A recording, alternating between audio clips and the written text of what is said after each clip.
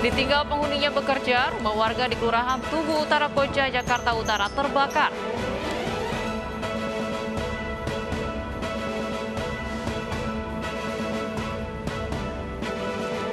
Satpol PP DKI Jakarta tertibkan iklan rokok di warung kecil maupun swalayan.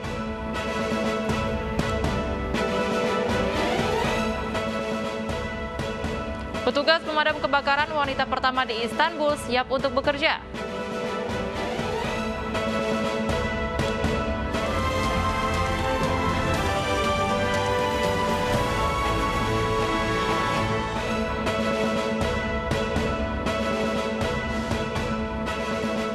Selamat pagi pemirsa, kami hadir kembali dalam Anyus Pagi melengkapi informasi Anda pada pagi hari ini. Selain 3 berita utama tadi, kami juga hadirkan beberapa informasi menarik lainnya, seperti buntut kebakaran lapas kelas 1 Tangerang, Kemenkumham nonaktifkan Kalapas. Bersama saya Bibi Kristami, inilah Anyus Pagi selengkapnya.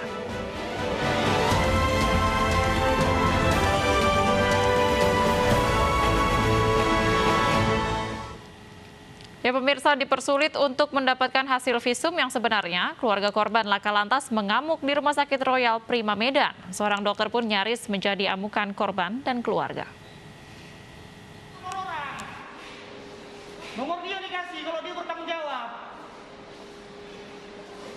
Korban dan keluarganya ini marah-marah dan berteriak di lobi Rumah Sakit Royal Prima Medan, Sumatera Utara. Datangannya bersama penyidik laka lantas Polsek Sunggal untuk meminta hasil visum diabaikan oleh pihak rumah sakit.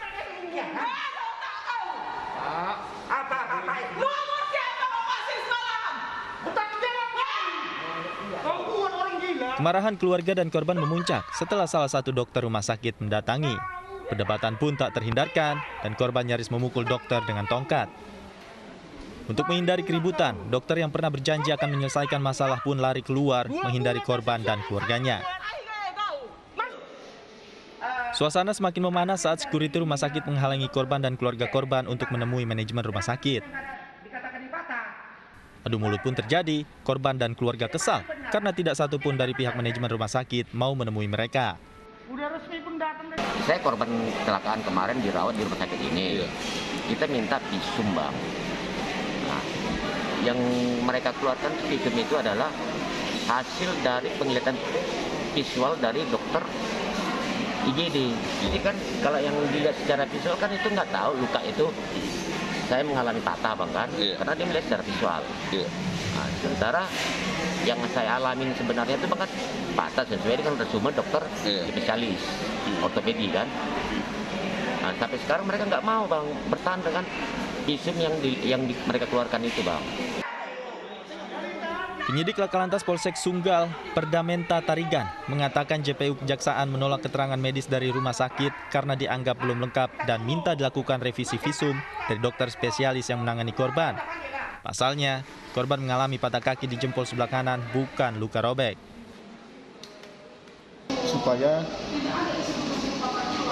permintaan visum kita supaya direvisi kembali karena berkasnya beliau sudah kita ajukan ke kejaksaan, tetapi setelah kita koordinasi dengan kejaksaan berkas kita P19 atau banyak yang kurang termasuk visum ini. Jadi kita ke rumah sakit ini sudah yang kelima kali ini kita temani Bapak ini dan hak setiap warga negara bagi korban kecelakaan lalu lintas ataupun tindak pidana umum wajib kita temani ke rumah sakit untuk. Hingga kini pihak rumah sakit enggan mengeluarkan revisi hasil visum dari dokter spesialis. Keluarga menduga tidak dikeluarkannya hasil visum dari dokter spesialis yang merawat korban dikarenakan adanya hubungan keluarga dari tersangka yang menabrak korban dan kini ditahan dengan salah satu dokter di rumah sakit itu. Dari Medan, Sumatera Utara, Said Ilham, iNews melaporkan. Diduga remblong, mobil sedan yang melaju kencang di Jalan Sudirman, Jakarta menabrak taman hingga terbalik. Beruntung pejalan kaki dan pengemudi ojek online yang berada di lokasi terhindar dari kebakaran. Terjadi kecelakaan tunggal samping Mapolda Metro Jaya. Gus.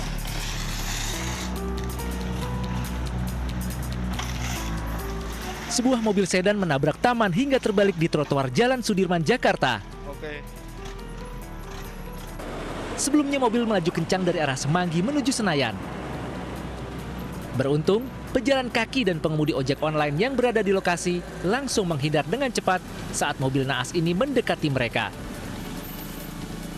Diduga rem mobil bermasalah dan pengemudi hilang kendali sehingga menabrak taman. Bunyi sirine kayak bunyi rem gitu ya. Nyaring saya lihat ke kanan itu mobil udah mulai oleh ke kiri. Udah kenceng banget. Nabrak trotoar terus langsung nabrak ke JPO. Saya langsung lompat ngampul hindari mobil itu. Kebetulan kalau nggak itu mungkin udah kena saya. Alhamdulillah masih sehat. Mobil tersebut berjalan dari arah utara, mungkin dari jalur cepat dia langsung masuk ke kiri, tidak bisa mengendalikan setirnya dan langsung mengontrol masuk ke atas trotoar. Akibat peristiwa ini, pengemudi mobil terluka dan akan diperiksa polisi. Sementara mobil dibawa ke Mapolda Metro Jaya. Dari Jakarta, Helmi Sajangbati, iNews melaporkan. Video kereta api yang dilempari batu saat melintas di jalur perlintasan antara Kiara Condong dan Cikudapateh, Bandung, Jawa Barat viral di media sosial. Karena membahayakan penumpang, PT KAI Daob 2 Bandung akan memproses hukum pelaku.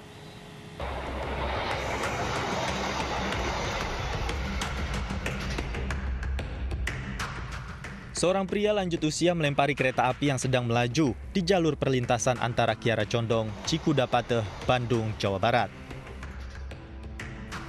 Video ini viral di media sosial dan menjadi sorotan publik. Tak hanya lansia, dua bocah di bawah umur juga terekam sedang melempari batu ke arah kereta Argo Wilis yang sedang melaju kencang. Pelemparan batu ke kereta api membahayakan nyawa penumpang yang berada di dalam gerbong. Karena itulah, PT KAI Daob 2 Bandung akan memproses hukum para pelaku. Sudah menempatkan beberapa orang di lokasi untuk memastikan agar pelaku dapat ditangkap. Kami juga sudah bekerja sama dengan kepolisian setempat untuk sama-sama kita mencari siapa pelaku tersebut. Bagi pelaku tersebut yang tentunya apabila mereka memang sudah dewasa, seperti tampak ketika dia melempar kereta itu, nah tentunya kalau tertangkap akan kami ajukan ke ranah hukum. Sementara bagi anak-anak, tentunya nanti menjadi tanggung jawab orang tua untuk memberikan bimbingan bagi mereka. Menurut undang-undang, seseorang bisa dikenai hukum pidana bila membahayakan lalu lintas termasuk kereta api. Di Bandung, Jawa Barat, Ervan David, iNews melaporkan. Pemirsa, kapal pengayoman milik Kemenkumham untuk menyeberang ke Pulau Nusa Kambangan tenggelam di perairan Nusa Kambangan, Cilacap, Jawa Tengah pada siang tadi. 2 orang tewas, sementara 5 lainnya berhasil diselamatkan.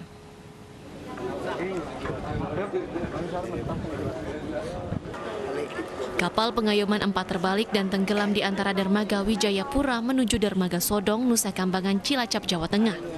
Posisi kapal pengayom 4 berada di depan Dermaga Wijayapura dan dalam kondisi terbalik. Arus masih sangat kuat serta angin kencang. Tim SAR gabungan mengerahkan penyelam dari Polres, Lanal dari Basarnas maupun komunitas pada pukul 12.30 waktu Indonesia Barat. Hingga saat ini masih belum dapat dipastikan jumlah penumpang kapal.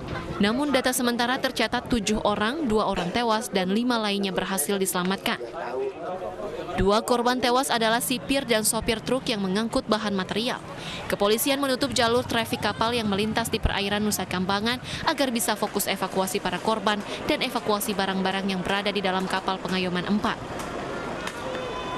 Mencari titik lokasi kayak misalkan barang-barang kayak mobil, terus kayak dump truck masih di sekitar lokasi apa seperti itu. Ada perkiraan selain manifest 7 orang itu masih ada perkiraan atau ada saksi mata yang melihat lebih dari 7 orang itu, Mas? Sementara untuk masih di pantauan CCTV itu cuma jumlah manifest sementara 7 orang. Jadi kita belum bisa memastikan lagi apakah itu bisa pertama juga bisa juga, tapi untuk jumlah manifest awal yang sesuai di CCTV itu. Kapal pengayom 4 berangkat dari Dermaga Wijayapura Cilacap pukul 8:45 menuju Dermaga Sodong Nusa Kambangan dengan membawa 2 truk. Di tengah perjalanan sekitar 1,8 km, kapal bermanuver sandar. Diduga kapal terhantam angin dan arus kemudian terbalik dan tenggelam.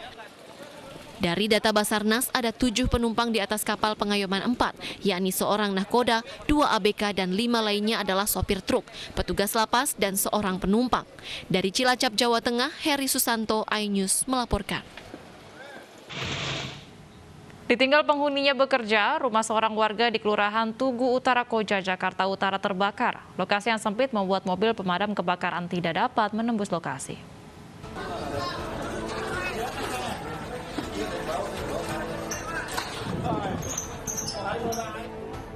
Kobaran api membakar rumah warga yang terletak di RT 6 RW 8 Komplek UK, Kelurahan Tugu Koja, Jakarta Utara. Api muncul pertama kali dari atap salah satu rumah warga hingga membesar. Saat terbakar, rumah dalam kondisi kosong ditinggal pemilik yang bekerja.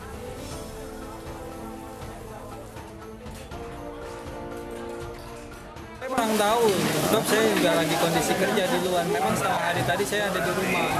Memang saat saya jumatan saya langsung mulai kerja. Begitu sampai di tempat, dikabarin ada rumah kebakaran, nggak tahu kalau saya.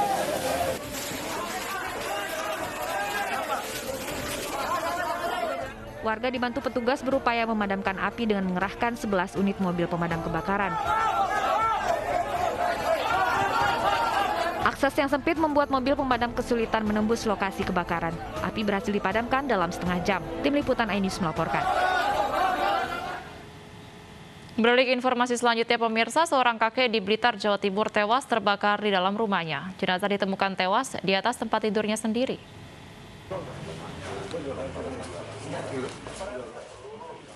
Seorang kakek tewas terbakar di kamar tidurnya yang berada di Desa Ponggok, Blitar, Jawa Timur.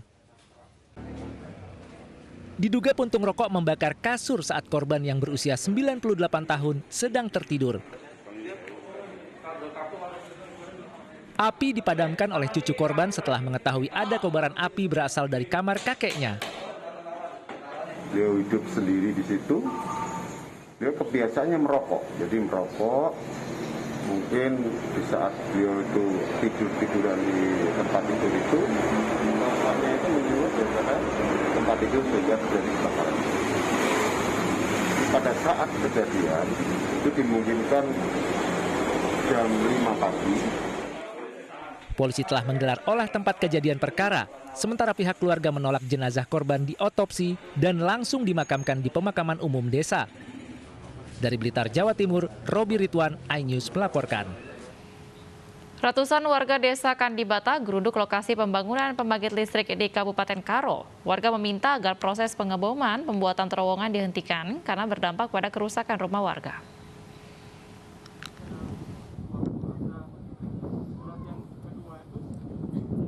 Ratusan warga desa Kandibata mendatangi proyek pembangunan listrik hidromikro di Kabanjahe, Kabupaten Karo. Warga melancarkan protes terkait pengeboman terowongan saat proses pembangunan pembangkit listrik itu. Menurut warga, pengeboman terowongan menyebabkan kerusakan pada rumah-rumah mereka. Sebelumnya pihak PLHM berjanji menghentikan kegiatan pengeboman, namun setelah 2 hari, pihak PLHM melanggar janji dan kembali melakukan pengeboman. Sejak Selasa kemarin tidak ada pengeboman, tapi itikat baik dari pihak proyek tidak ada. Karena rumah warga kami yang rusak itu belum ada perbaikan.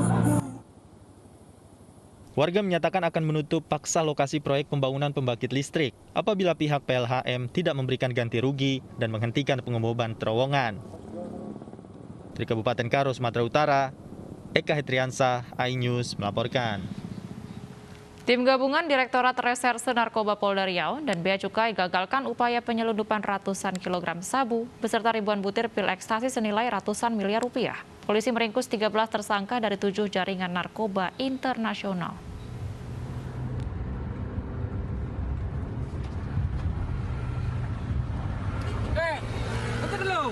Tim gabungan dari Polda Riau bersama Bea Cukai menggagalkan upaya penyelundupan narkoba di Bengkalis dan Pekanbaru. 13 tersangka diringkus dalam operasi narkoba yang digelar sebulan terakhir ini.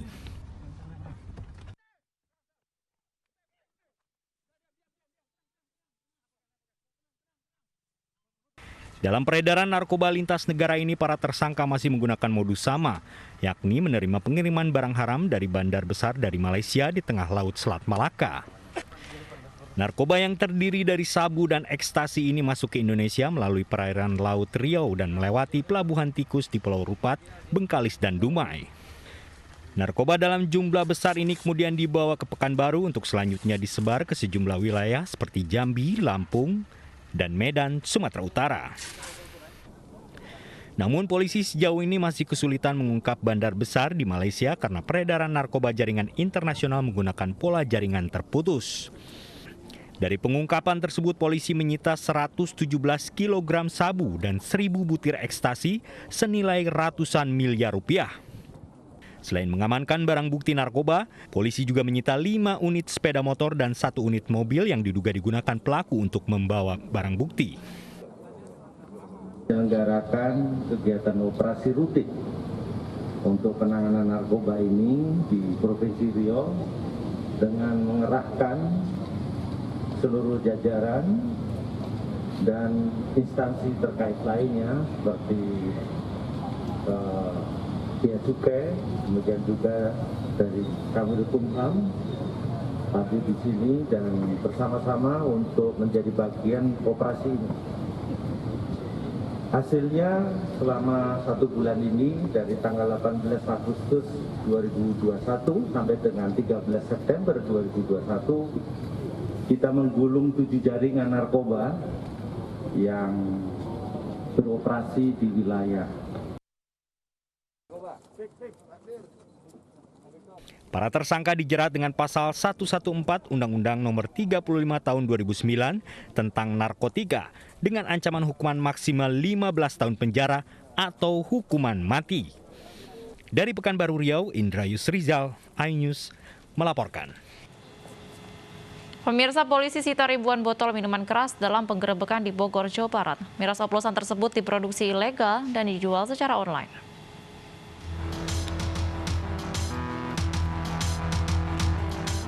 Polisi menggerebek sebuah rumah yang dijadikan tempat produksi minuman keras oplosan di Cilengsi, Bogor, Jawa Barat. Polisi kemudian menyita ribuan botol miras oplosan, peralatan pembuatan miras, dan sejumlah cairan bahan baku miras. Polisi juga menangkap seorang pelaku yang mengaku baru 1 bulan menjalankan bisnis haramnya. Miras yang diraciknya dikemas dari merek miras impor berbagai merek dan dijual secara online dengan harga hingga Rp300.000 per botolnya. Dan di sini kita temukan home industry, ya, tempat pembuatan minuman oplosan impor. Ya. Di sini kita temukan beberapa barang bukti dengan mengamankan 1 orang tersangka dengan inisial R. Selain ilegal, miras oplosan ini dinilai dapat membahayakan jiwa manusia yang mengonsumsinya. Polisi terus mengembangkan kasus ini dan mengejar sindikat miras oplosan lainnya. Dari Bogor, Jawa Barat, Cahyat Supriyatna, iNews melaporkan. Polisi menangkap 2 peracik miras oplosan yang menewaskan 3 orang. Pelaku mengaku membeli 5 liter alkohol berkadar 70% dan dicampur dengan beberapa produk minuman bersoda.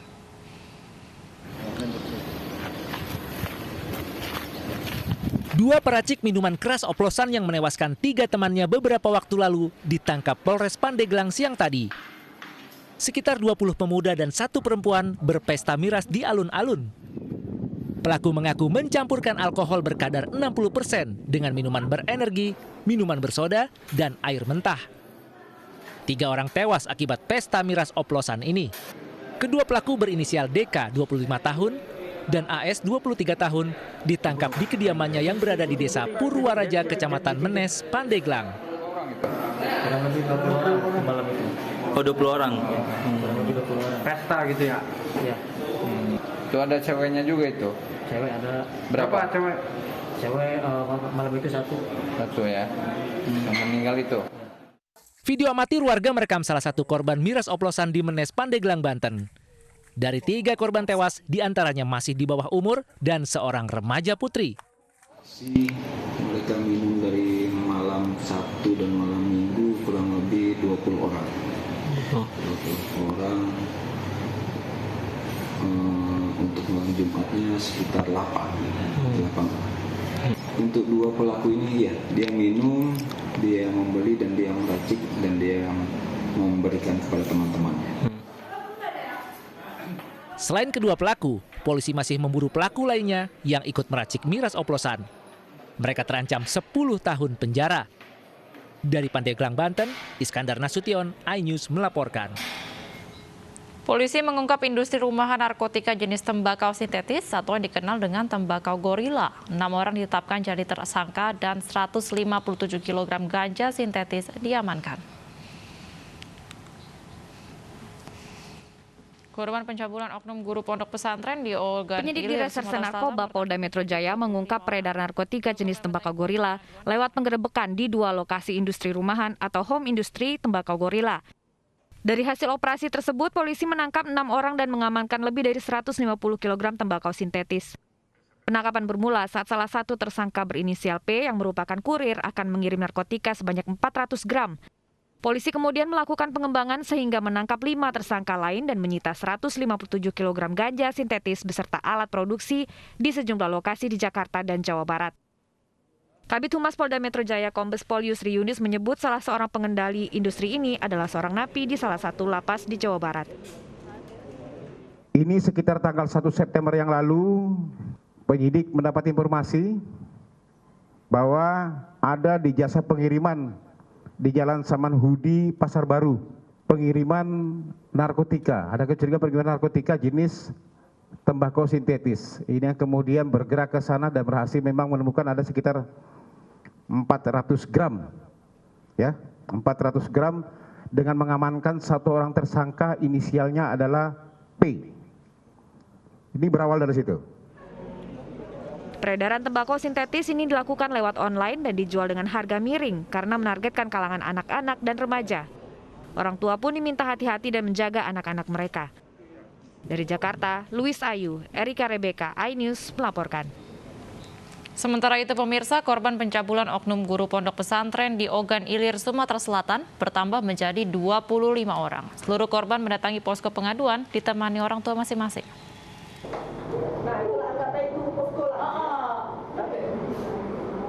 Satu persatu keluarga korban pencabulan anak mendatangi posko pengaduan di Polda Sumatera Selatan. Sejak posko dibuka, petugas mencatat 14 pengaduan baru terkait kasus pencabulan oleh seorang guru pondok pesantren di Ogan Ilir. Hingga kini, korban pencabulan yang dilakukan JN bertambah menjadi 25 orang dan 11 diantaranya menjadi korban sodomi. Selain meminta keterangan, polisi juga akan memvisum korban.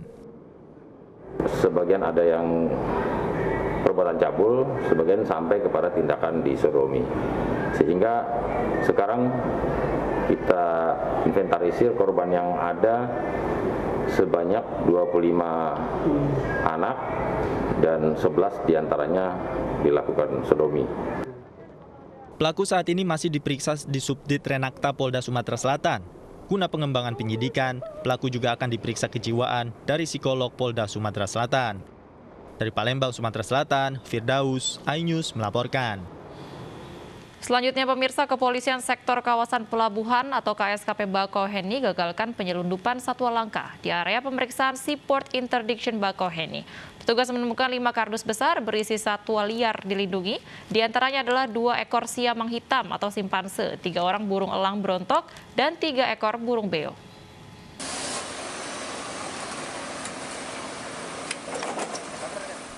Upaya penyelundupan satwa langka berhasil digagalkan petugas KSKP Bakauheni saat melakukan razia rutin di pintu masuk Pelabuhan Bakauheni, Lampung.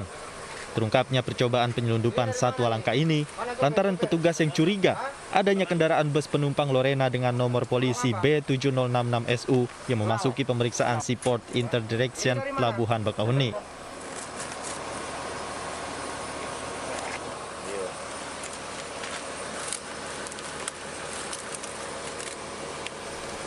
Saat dilakukan pemeriksaan terhadap bus tersebut, petugas menemukan 5 kardus besar yang berisikan satwa liar dilindungi, diantaranya 2 ekor siamang hitam atau simpanse, 3 ekor burung elang berontok, 3 ekor burung beo, dan 1 ekor burung kapas tembak.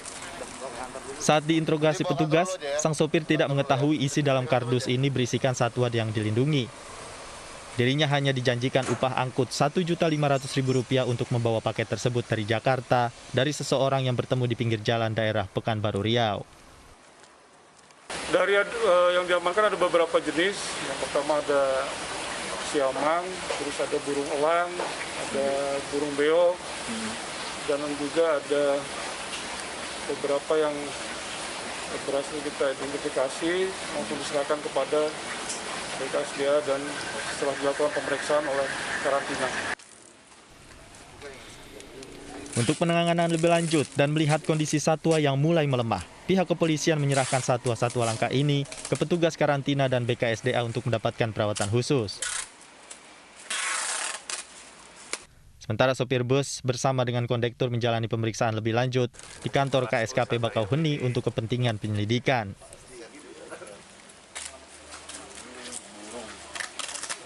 Dari Lampung Selatan, Lampung, Heri Fulistiawan, iNews melaporkan.